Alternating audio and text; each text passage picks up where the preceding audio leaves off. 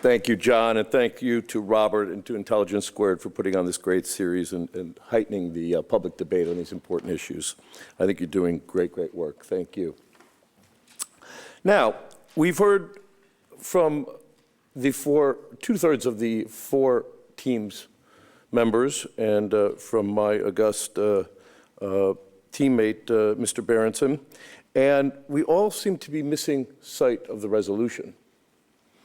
Again, no one seems to disagree that more regulation is needed. No one seems to disagree that crimes, malfeasance, and incompetence were at work. The question is, who's more to blame? And I hope to be able to make my point that, in fact, that's going to be pretty easy to point out. Before I got here, I was searching the web for instances of Irish wit when it came to financial markets and money. Now, my mother was Mary Catherine Sullivan, and as much as I tried hard to find examples of that wit, I came a cropper. So I had to turn to another great philosopher in all matters economic, Tony Soprano, who, when imploring his gang to work harder because not enough money was coming in to keep everybody happy, said, "Look, we don't got one of them Enron things here." This is important because I would like to go on to tell you that agency risk as it exists in corporate America is legion. It is endemic and it is pervasive. In 1998, Businessweek put out a survey after canvassing 500 of the S&P 500 chief financial officers anonymously, and they were asked in the celebrated question, how many of you have ever been asked by your superior to materially falsify financial results?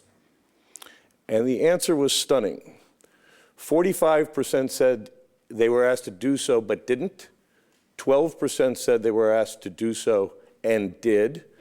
And 33% said they were never asked. So at the time, 10 years ago, 2/3 of our nation's largest CFOs had basically been asked to cook the books.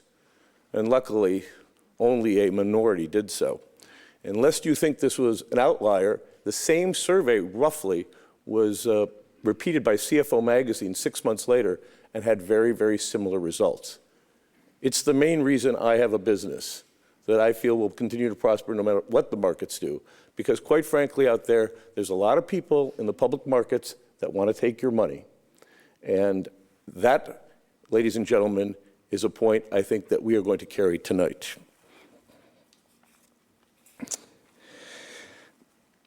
How did we get in the last 5 years, when things seem to escalate so much worse on the fraud side, from Enron, Tyco, and rogue analysts to the world of Bear Stearns, Lehman Brothers, AIG, Bernie Madoff, and Stanford Financial? Well, I think the reason we have is that those in charge, yes, they may have fallen asleep. Yes, they may have done dereliction of duty. But we saw a level of compensation and a new structure of structured finance that allowed, as Alex pointed out, undreamed of amounts of leverage and skewed incentives for compensation.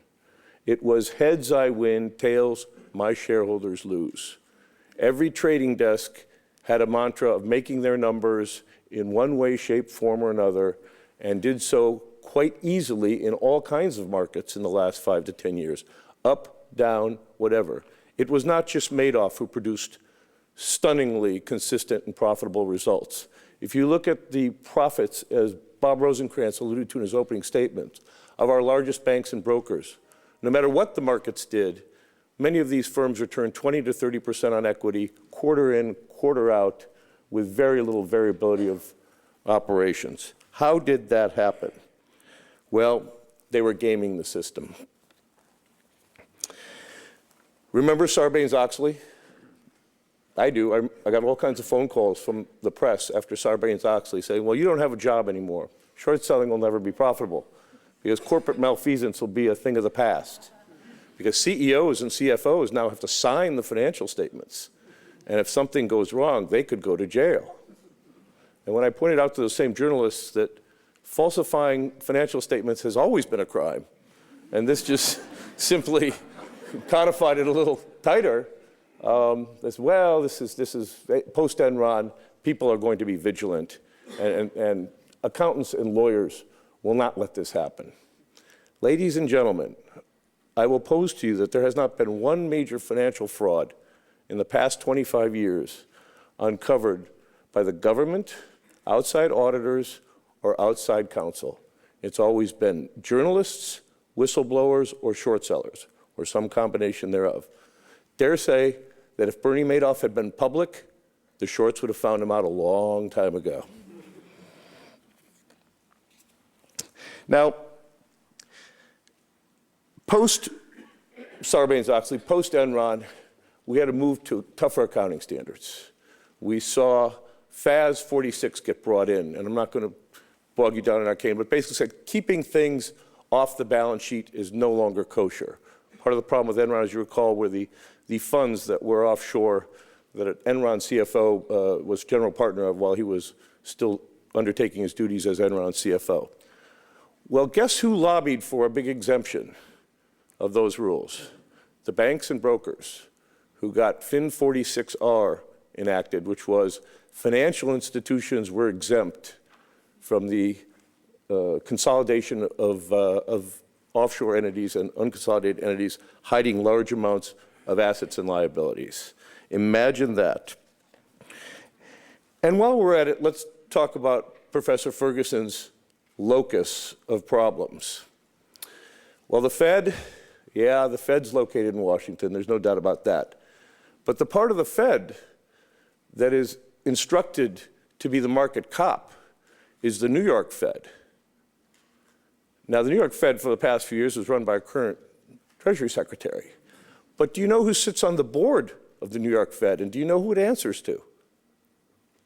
I bet very few of you do. The largest commercial banks in the United States. Jim Chanos, I have to cut you off. Your time is up. Thank you very much, ladies and gentlemen. Jim Chanos.